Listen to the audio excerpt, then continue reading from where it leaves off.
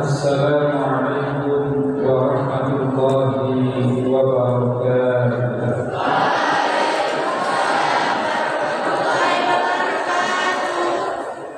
Alhamdulillah hamdan kama amar hamdan yuwafi ni'amahu wa yukafi mazidah. Rabbana lakal hamdu kama yanbaghi li jalalika wa 'azimi sultanik. Asyhadu an la ilaha illallah wa asyhadu anna Muhammadan 'abduhu wa rasuluh. Allahumma shalli wa sallim wa barik ala nabiyyina Muhammad wa ala alihi wa ashabihi ajma'in. Allahumma inna nas'aluka al-'afwa wal 'afiyah fid dunya wal akhirah. Allahumma inna nas'aluka al-'afwa wal 'afiyah fi ahlina wa malina. Allahumma astur awratina wa 'amil rawatina. Allahumma ihfazna min bayni yadayna wa min khalfina wa 'an yaminina wa 'an shimalina wa min fawqina wa 'an qudamina min tahtina. Allahumma rabban nas kutibal ba'si ishfi anta syafi ila shifa'a anta shifa'uka shifa'an la yughadiru saqama. Sallallahu alaihi. Yang kami cintai, yang kami banggakan, santri-santri Al-Fatah yang dirahmati oleh Allah. Pertama, marilah kita panjatkan rasa syukur kita kehadirat Allah Subhanahu wa taala, yang mana pada malam hari ini kita masih diberikan kesehatan, kesempatan oleh Allah Subhanahu wa taala sehingga bisa berada di majelis ilmu, yaitu di pondok pesantren yang kita jaga ini, yang harus kita tetapkan, harus kita jaga eksistensinya, karena pesantren adalah merupakan tempat ilmu, markasnya ilmu, manbaul ilmi, sumber dari ilmu. Dan yang menghidupkan pesantren adalah yaitu para santri-santri itu sendiri. Mudah-mudahan kita semuanya diberikan kesabaran oleh Allah Subhanahu wa taala di dalam menuntut ilmu, dan mudah-mudahan ayah bunda antum semuanya diberikan rezeki yang lancar oleh Allah Subhanahu wa taala, diberikan umur yang barokah, dihindari dari berbagai macam sakit maupun musibah. Amin ya rabbal alamin. Dan kita doakan senantiasa dijaga oleh Allah keselamatan mereka. Yang kedua, salawat dan salam semoga tetap terlimpahkan dan dicurahkan kepada Nabi Muhammad sallallahu alaihi wasallam. Ya aminin hakirah wa din kulihi walau kalian kafirun.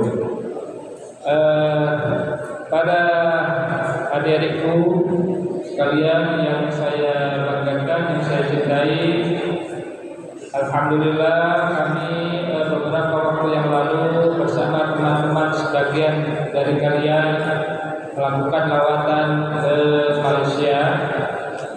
Kurang lebih ada 20 santri yang ikut dengan Ustaz Fauzan ke sana. Kita mengunjungi beberapa tempat, yaitu diantaranya adalah Kota Malaka. Ya, Kota Malaka itu adalah kota yang bersejarah, yaitu pertama kali Sultan Islam yang ada di sana, dan itu asalnya adalah satu dengan Indonesia. Ya, yaitu yang didirikan oleh Raja Sriwijaya, yaitu dari Palembang. Bayangkan, jadi orang Indonesia, Raja Indonesia itu punya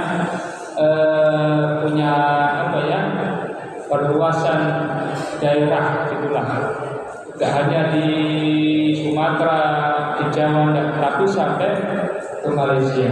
Yaitu namanya kota itu Kota Malaka.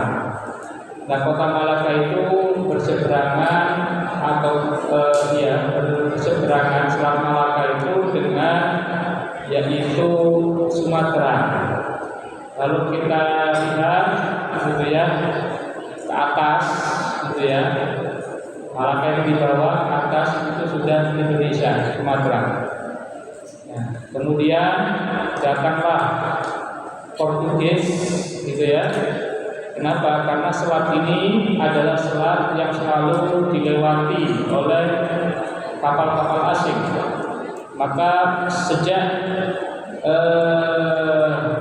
Eropa itu mencari perdagangan, yaitu berupa bahan baku, ya, mencari teh, mencari biji kopi dan lain sebagainya, mereka datang ke situ.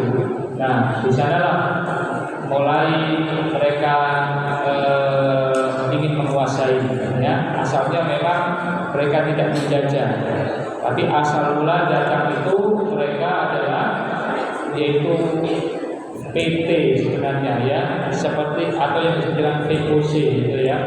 Jadi mereka itu sebenarnya perusahaan yang datang, tetapi kemudian senang akhirnya menjajah, ya, mengadu domba sultan-sultan itu akhirnya dipecah-pecah dan akhirnya terbelah. Ya, itu salah satu dari tempat yang kita kunjungi. Ada salah satu kapal yang besar, ya, itu kapal bersejarah yang datang di situ, yaitu tahun 1700 Masehi. Ya, nanti akan selalu ada kunjungan ke sana. Maka saya harapkan yang kelas 1 SMP gitu ya, yang kelas 2 SMP nanti ya kalau ada program diikuti, ya. Dan kita akan berusaha untuk yaitu nabung. Nah, jadi kita tabung dari awal gitu ya. Boleh kelas 1 SMA juga nabung, boleh ya. Nah, nanti paling 2 tahun bisa pergi ya ke sana. Insya Allah tidak mahal kalau kita mau menabung uang jajan kita untuk pergi ke sana. Itu salah satu keunggulan yang kita sebut dengan Global Islamic Boarding School. Jadi kita bukan nasional, tapi kita ingin mengenalkan secara internasional. Untuk awal-awal ini kita akan mengajak ke Malaysia, ya, kemudian ke Thailand. Tapi nanti setelah itu program itu lancar, kita akan juga ke Arab Saudi. Ya, kita juga akan melihat bagaimana ulama-ulama Arab itu hidup di negeri Arab, ya. Bisa ke Mesir juga, yaitu ke Kairo juga nanti. Ya, alhamdulillah program ke Malaysia itu sudah berjalan dengan lancar. Yang kemarin kita itu cuma menarget 12 anak, tapi yang ikut sampai 20 anak. Alhamdulillah. Dan nanti yang lain bisa menyusul dan menabung. Ya, kita akan adakan tabungan untuk rihlah ke luar negeri, sehingga nanti kelas 3 bukan lagi rekreasinya itu ke Sidoarjo atau ke Jogja gitu ya, tapi kelas 3 itu harus semuanya pergi ke minimal ke Malaysia, yaitu negara Islam. Ya, banyak penduduk Islam yang patut kita kunjungi di sana, karena di sana ada peninggalan kesultanan, ya. Dan dari kesultanan Islam itu semuanya dilindungi. Ya, walaupun negara di sana begitu sultan, tapi di situ ada gereja, ya, ada juga Cina. Nah, gitu ya, ada juga Cina. Terus pokoknya kita itu harus global bahwasanya, gitu ya. Baik itu, baik. Nah, walaupun kita tidak bisa ke sana, tapi kita harus bisa membaca sejarah. Ya, jadi ada Ustaz Fauzan itu sudah mengupayakan ada buku sejarah peradaban Islam. Ya, semua ada buku sejarah peradaban Islam. Itu harus dibaca. Ketika Darsul Lail ya bawa buku sejarah peradaban itu dibaca, gitu ya, sehingga kalian bisa melihat peninggalan-peninggalan sejarah peradaban Islam yang dulu pernah 700 tahun yaitu berjaya di dunia ini. Ya, Amerika itu baru berapa tahun? Amerika itu paling masih belum 200 tahun berjaya. Tapi Islam sudah 700 tahun menguasai dunia ini. Dan nanti di akhir zaman Islam akan menguasai lagi. Mudah-mudahan kalian ini nanti yang akan menangi masa kejayaan Islam lagi. Amin ya rabbal alamin. Ya, jangan lupakan sejarah Islam. Itu nah, baiklah ya. Jadi semangat ya. Nah, yang semangat. Nah, apa perlu ini saya testimoni yang supaya cerita nanti yang ke Malaysia itu. Ya, saya ingin satu yang bercerita. Kita biar nggak bosan ya. Magnin, mana Magnin? Ada nggak yang namanya Magnin? Magnin? Silakan sini Magnin.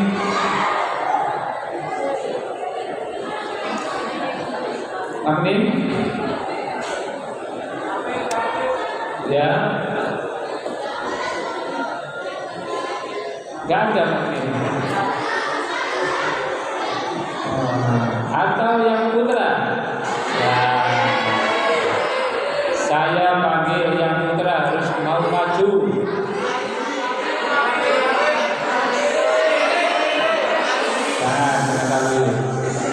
Hisham aja, Hisham. Nah, sini Hisham, maju Hisham.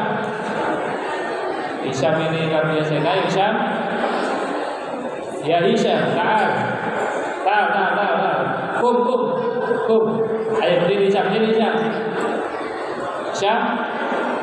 Nah, Wahid, Ismail salah, saya kum Hisham. Ayo Hisham, sini Hisham. Ya, Hisham. Nah, Hisham ini adiknya Magnin. Gitu ya. Jadi Hisham ini adiknya Magnin. Sini Hisham, ayo Hisham.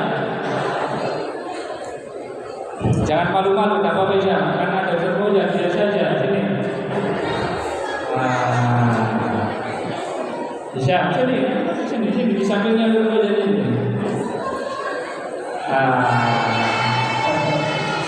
Ya, tidak apa-apa. Jangan aja, karena kalau ada semuanya tidak apa-apa. Bisa ceritakan tentang Kota Malaka. Ayo, bisa aja. Bisa. Gimana kesan dan kesannya di sana? Ada gereja. Ya, ada gereja. Dipegang lah, ya. Ya, saya ingin cerita Malaka itu begitu ayo. Malaka. Cerita Malaka itu seperti kota bersejarahnya di Malaysia. Di sana adalah kerajaan Islam, tapi yang bervariasi karena adanya agama-agama lain. Yang saya lihat adalah ada tempat untuk orang Cina, orang Katolik, dan orang India. Terus selain ke Malaka kemana aja kemarin? Ke Yusin, apa itu Yusin? Universitas Islam Malaysia. Apa yang bisa lihat di Yusin? Apa yang bisa lihat di Yusin kemarin? Pelajaran apa? Pelajaran pala. Apa itu pelajaran pala? Tentang memasak masak. tentang luar angkasa. Sudah, kita aja. Enggak lagi, enggak nambah lagi cerita. Ya. Terima kasih ya. Ya itu salah satu dari peserta Ridwanul Mahdim ya, Hisyam namanya. Belajar itu tidak harus di kelas. Jadi belajar itu bisa langsung melihat dan sebenarnya dia banyak melihat banyak, cuma nggak bisa mengungkapkan. Nah itulah yang dimaksud dengan ilmu, ya ilmu. Maka dari itu Nabi dulu diajak kamarnya belajar tidak hanya di kelas, ya, tapi juga diajak berjalan, yaitu dari Mekah menuju ke Yaman atau juga ke Lebanon sekarang, di Lebanon, ya, Syria sekarang. Seperti yang disampaikan dalam Al-Quran, ila fi Quraisy ila fi rihlat asy-syita'i wasy-syay'i falya'budu rabb hadzal bait alladzi an'ama min ju' wa amanahu min khawf. Ya, sudah cukup panggilannya satu aja ya. Ya, kita lanjutkan itu sekedar pembukaan aja ya. Berikutnya kita akan belajar tentang adab berdoa. Ya, salah satu adab kepada Allah Subhanahu wa taala ya, ini adalah bab adab kepada Allah. Yang pertama adalah kita harus berdoa kepada Allah. Kalau manusia itu ya diminta, dia enggan memberikan, itu sifat manusia. Tapi kalau Allah Subhanahu wa taala semakin diminta, kita semakin diberikan pahala oleh Allah Subhanahu. Sebagaimana firman Allah Subhanahu wa taala, ud'uni astajib lakum. Ud'uni astajib lakum. Berdoalah kalian kepadaku. Jadi Allah memerintahkan supaya kita berdoa kepada siapa? Kepada Allah. Ud'uni astajib lakum. Nah, ini ayat ini perintah agar supaya yang pertama kita berdoa, yang kedua hanya kepada Allah. Iyyaka na'budu wa iyyaka nasta'in. Hanya kepadamu lah ya Allah kami berdoa dan hanya kepadamu kami minta pertolongan. Jadi kepada siapa kita minta? Kepada Allah Subhanahu wa ta'ala. Mari kita amalkan dalilnya agar selalu kita berdoa kepada Allah. Ya, bismillahirrahmanirrahim. Wa idza sa'alaka 'ibadi anni fa inni qarib ujibu da'watad da'i idza da'ani fastajibuni wal yu'minu bi la'allahum yarshudun. Sekali lagi, bismillahirrahmanirrahim. Ud'uni astajib lakum. Berdoalah kalian kepadaku, aku akan mengabulkan doamu. Masya Allah. Senang ya doanya dikabulkan Allah. Nah, kalau kita punya masalah, mintanya kepada siapa? Kepada Allah Subhanahu wa ta'ala. Alhamdulillah. Terus, ada berdoa kepada Allah. Yang pertama, kita harus meyakini doa kepada Allah adalah suatu kebutuhan. Ayo dicatat. Kita harus yakin berdoa kepada Allah adalah kebutuhan. Kita ini butuh kepada Allah, gitu ya. Yakinlah bahwa doa itu adalah kebutuhan kita. Baik, siapa yang hari ini sudah berdoa kepada Allah? Alhamdulillah. Ya, alhamdulillah. Siapa yang pada hari ini sudah sholat berjamaah? Alhamdulillah. Siapa yang pada hari ini mendoakan ustadznya? Belum ada ya. Nanti ada berdoa. Ya, doanya hanya untuk dirinya sendiri. Ya. Siapa yang pada hari ini sudah berdoa untuk ayah ibundanya?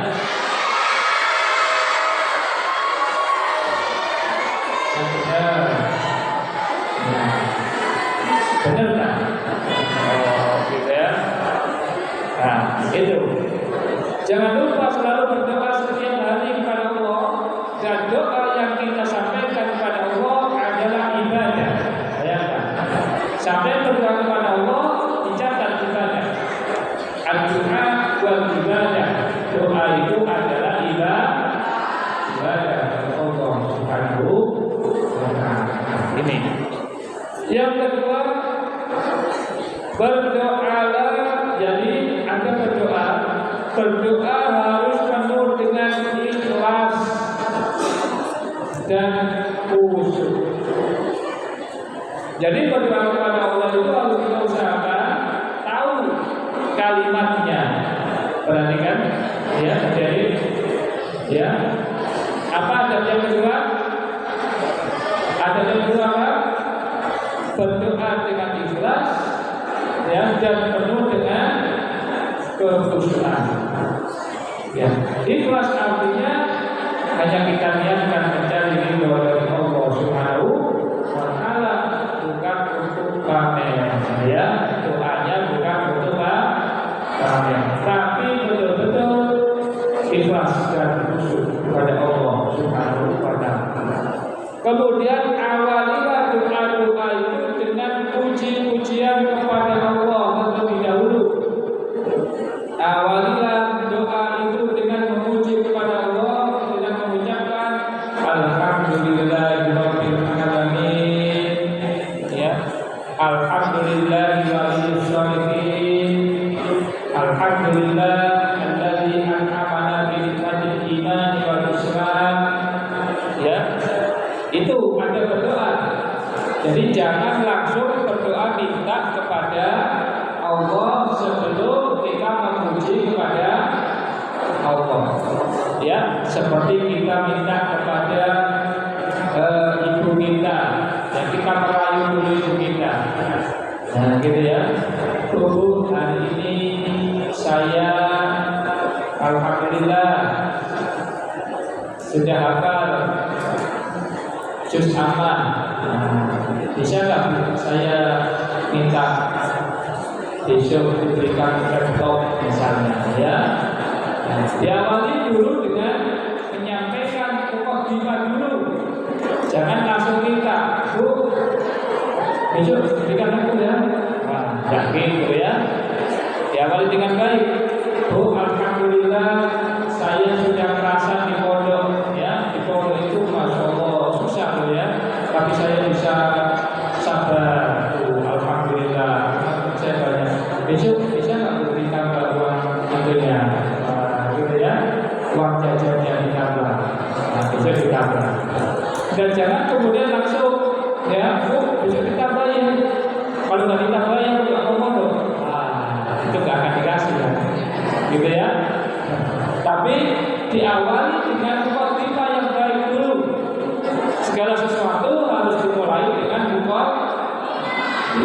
Seperti kita memberikan nasihat kepada waktu pidato, ya. Alhamdulillahirabbil alamin. Ya, setelah itu kemudian membaca sholawat. Setelah itu baru kita memberikan kesan-kesan. Termasuk kita berdoa kepada Allah. Diperhatikan, ya, jangan bicara sendiri. ya, diperhatikan ketika Ustaz menyampaikan, ya.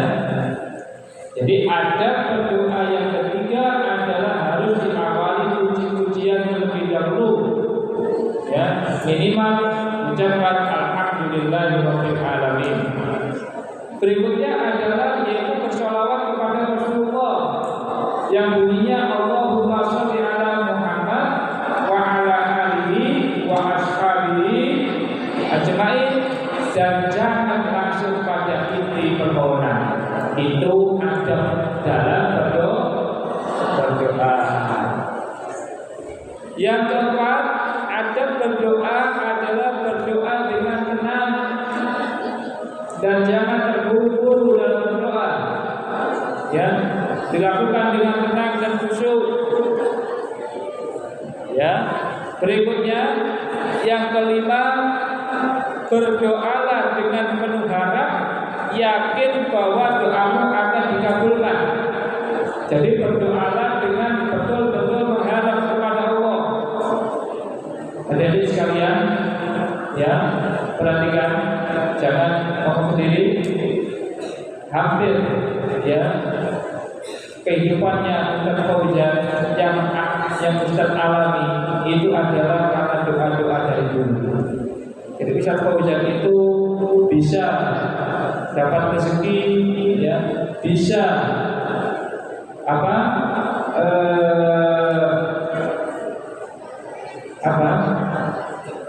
bisa punya keluarga misalnya, kemudian membangun rumah misalnya, itu adalah karena doa-doa yang dulu kita panjatkan. Termasuk salah satunya adalah Ustaz Fauzan ingin menjadi pembimbing umroh. Dulu waktu kecil Ustaz Fauzan itu berdoa, ya Allah kabulkan kami, saya pulau, ya, ingin menjadi pembimbing umroh, ya Allah, supaya saya bisa membimbing mereka ketika berkunjung ke Baitullah. Itu dikabulkan juga oleh Allah Subhanallah, ya. Jadi begitu. Jadi apa yang kita inginkan itu doa. Termasuk Ustaz Fauzan juga berdoa ingin mengajak santri-santri ke Malaysia. Itu juga Ustaz Fauzan doa. Ya Allah, saya ingin mengajak santri saya 10 lah atau 15 orang. Ingin saya ajak ke Malaysia supaya mereka bisa bersama-sama saya, ya, naik pesawat sama-sama, kemudian ngurus paspor sama-sama, kemudian saya ingin mengajak mereka makan sama-sama di Malaysia. Terus Ustaz banyak doa, dan alhamdulillah doanya itu bukan malah dikasih 15 anak, tapi sampai diberi 20 anak. Siapa yang bisa memberikan seperti ini? Allah. Siapa yang menggerakkan 20 anak ini untuk daftar? Ya Allah, gitu ya. Jadi kalau jadi doa cuma ya Allah, kami mohon 10 aja lah, ya Allah. Anak-anak saya ingin aja ke sana. Saya ingin mengenalkan ke mereka, bukan karena bisnis, bukan. Saya ingin mengenalkan betul-betul mereka bagaimana peradaban di luar dikabulkan, bukan 15 anak tapi 20 anak. Dan Ustaz Fauzan bisa memberangkatkan 4 orang sekaligus. Alhamdulillah, itu doa. Jadi kita punya program, punya niat baik, berdoa kepada Allah. Ya, jangan kita pasti bisa. Berdoa, ya, yakin bahwa doa kita akan dikabulkan oleh Allah. Berikutnya, jangan mengatakan ini penting. Jangan pernah mengatakan bahwa aku telah berdoa tetapi aku tidak dikabulkan doaku. Jangan sampai pernah mengatakan itu.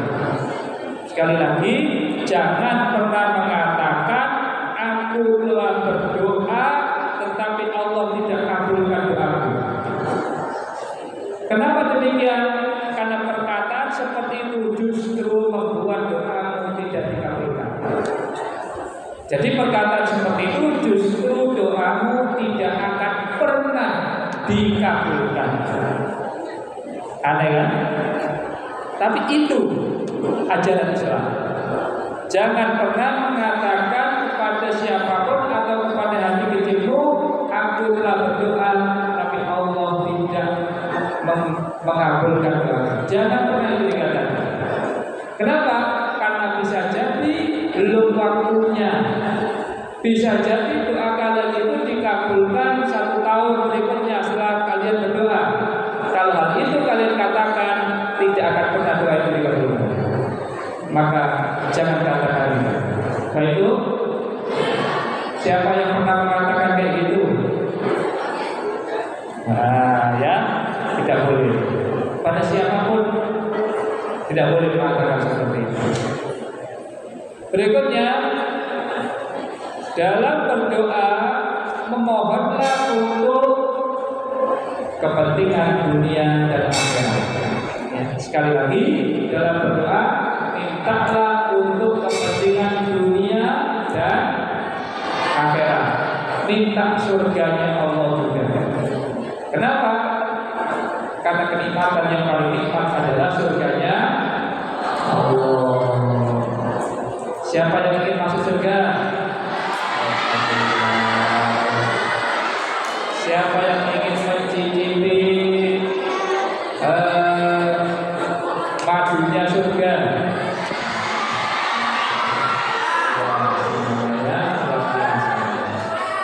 Ya, insya Allah semuanya yang ada di sini semuanya nanti masuk surga Allah. Amin.